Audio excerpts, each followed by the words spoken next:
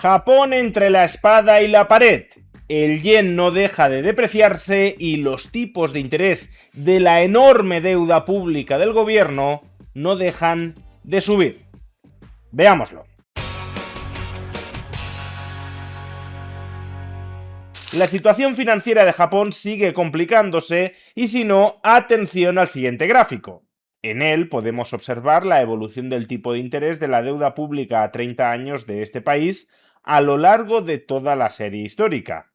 Y es fácil comprobar que ahora mismo los tipos de interés de este título de deuda pública se han disparado hasta su máximo histórico, por encima del 4% anual.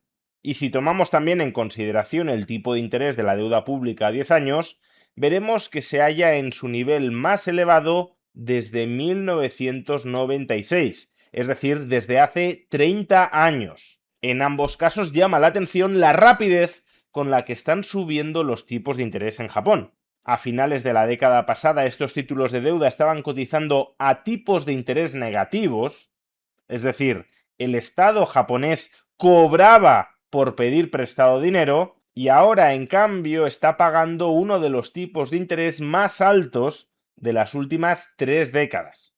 ¿Por qué está sucediendo esto y cómo podría terminar afectándonos? Bueno, la principal razón por la que los tipos de interés en Japón han comenzado a subir con fuerza desde hace 4 años es que también han subido en el resto del mundo. Desde el estallido de la gran inflación global en el año 2022, el Banco Central Europeo y sobre todo la Reserva Federal han subido sus tipos de interés, que antes del año 2022 estaban cercanos al 0%. Claro, cuando los tipos de interés aumentan en otras partes del mundo, como Estados Unidos o como la eurozona, entonces el inversor japonés se plantea lo siguiente: he comprado un título de deuda pública japonesa que me abona un tipo de interés del 0% y en cambio la deuda pública estadounidense me está pagando un tipo de interés anual del 4 o del 5%. ¿No será entonces aconsejable que venda mi título de deuda pública japonesa y compre deuda pública estadounidense? Pero claro, cuando el inversor japonés ejecuta esta operación, liquidar bonos japoneses y comprar bonos estadounidenses, lo que está haciendo es presionar a la baja los precios de los bonos japoneses, y una caída del precio de los bonos equivale a una subida del tipo de interés de estos títulos de deuda. Por tanto, la operación de arbitraje contribuye a incrementar el tipo de interés interno en Japón. Si bien es verdad que el Banco Central de Japón puede acudir al rescate. El Banco Central de Japón perfectamente puede, y así lo había venido haciendo durante mucho tiempo, perfectamente puede comprar el bono que está vendiendo el inversor japonés para evitar que el precio de ese bono caiga y que por tanto el tipo de interés dentro de Japón suba. Pero, y aquí está el quid de la cuestión, si el Banco Central de Japón ejecuta este tipo de intervención, de operación monetaria, lo que hace es comprar el título de deuda pública para estabilizar su tipo de interés a costa de crear nuevos yenes. Es decir, el Banco Central de Japón está aumentando la oferta de yenes. Y si la demanda de yenes, esencialmente dentro de Japón, no crece al mismo ritmo que la oferta, lo que ocurre con el yen es que se deprecia. De hecho, fijaos en la trayectoria que ha seguido el yen desde el año 2022, es decir, desde el momento en el que los bancos centrales extranjeros comienzan a subir sus tipos de interés, presionando subidas de tipos de interés dentro de Japón.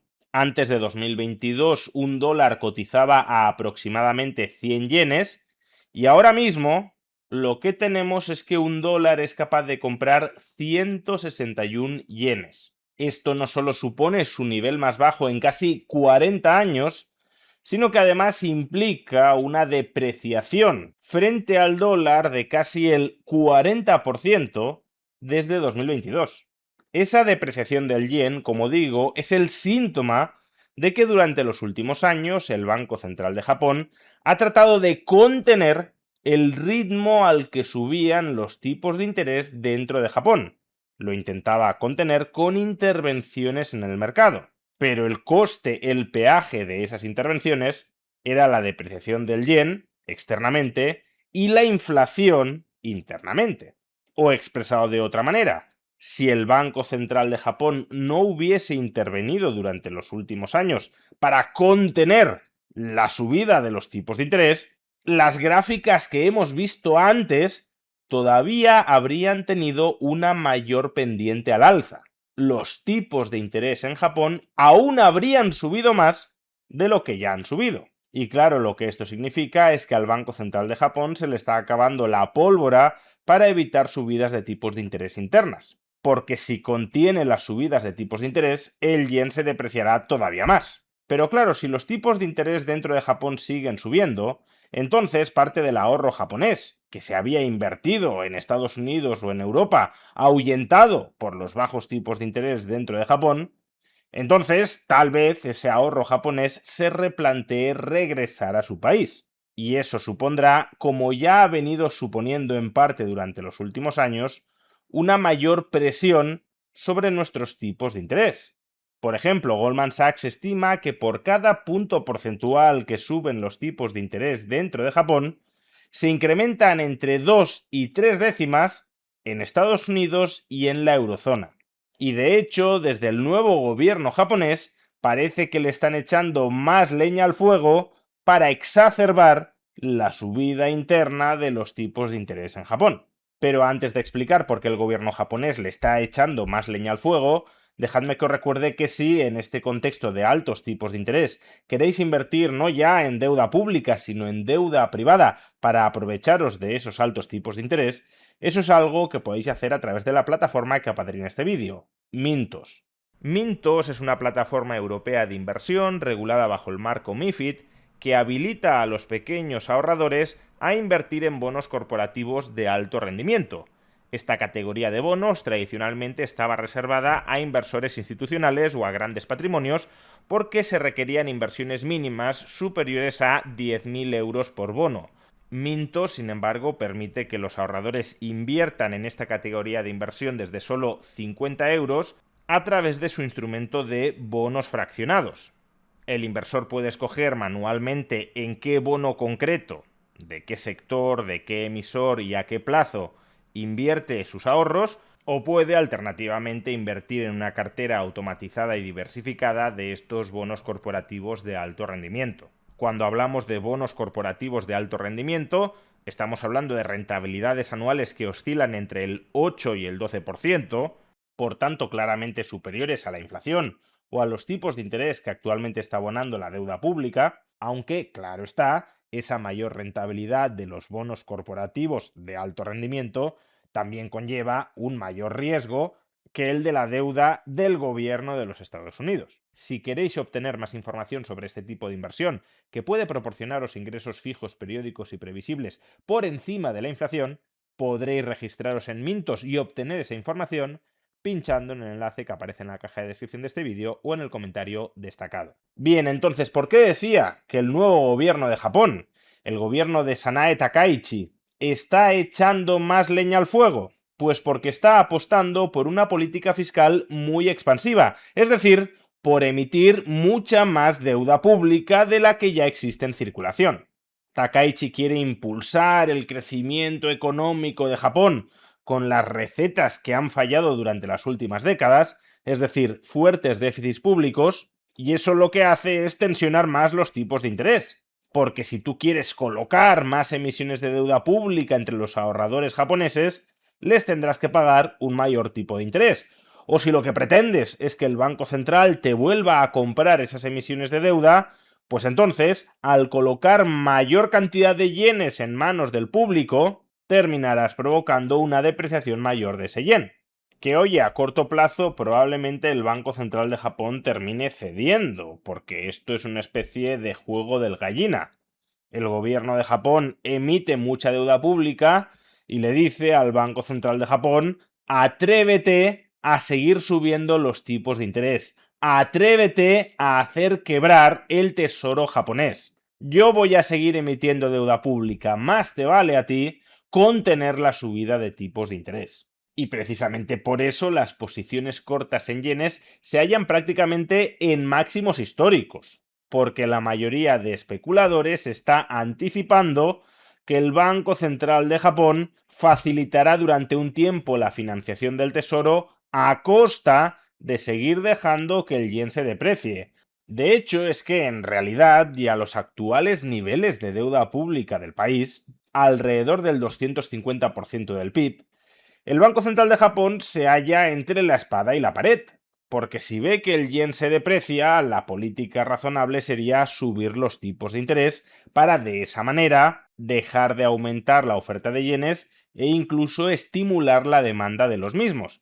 Pero claro, cuando el gobierno carga con tantísima deuda pública, como en el caso de Japón, aunque estamos hablando de deuda pública bruta, la deuda pública neta es bastante inferior a la que aparece registrada en las estadísticas oficiales, cuando el gobierno carga con tantísima deuda, subir los tipos de interés incrementa mucho la factura financiera del tesoro. Es decir, incrementa el déficit público del gobierno y por tanto acerca al gobierno todavía más a una situación de insolvencia que lleva a que la demanda de yenes, que no deja de ser un pasivo del gobierno, se reduzca enormemente.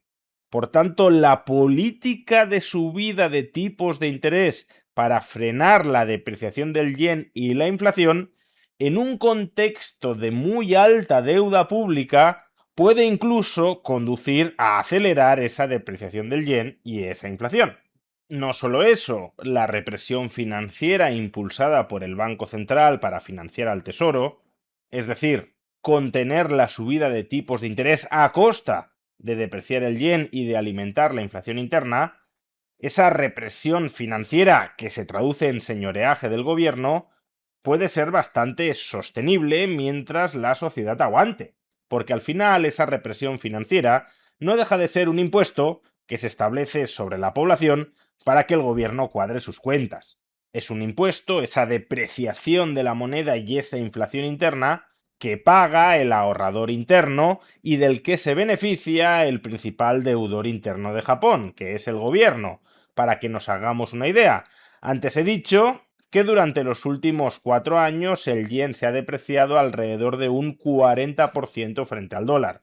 Pues bien, un ahorrador japonés que en el año 2022 tuviese 20 millones de yenes, poseía en ese momento un poder adquisitivo global cercano a los 200.000 dólares. Y ahora, en cambio, ese mismo ahorrador japonés tendría un poder adquisitivo global de alrededor de 120.000 dólares. Pues bien, esa diferencia en parte se la ha apropiado el gobierno para poder seguir gastando más de lo que ingresa, porque en realidad está ingresando robando el valor de los ahorros de esa gente. Y ahí de hecho reside el auténtico límite a la capacidad del gobierno para seguir utilizando la represión financiera de los bancos centrales como forma de financiación. Mientras los japoneses acepten mansamente la inflación interna y la depreciación del yen, obviamente el gobierno puede seguir financiándose a costa de inflar internamente la moneda y de depreciarla externamente. Pero cuando estos se quejen y le impongan límites a esa financiación vía señoreaje de su déficit, pues entonces el gobierno japonés tendrá un problema. Un problema como el que ya está empezando a tener con la muy fuerte subida de tipos de interés experimentada durante los últimos años, pero corregido y aumentado, porque implicaría subidas de tipos todavía mayores dentro de una masa de endeudamiento público que ya es muy grande. Y no olvidemos que, como ya hemos explicado, pase lo que pase en Japón con su enorme deuda pública, eso nos terminará afectando.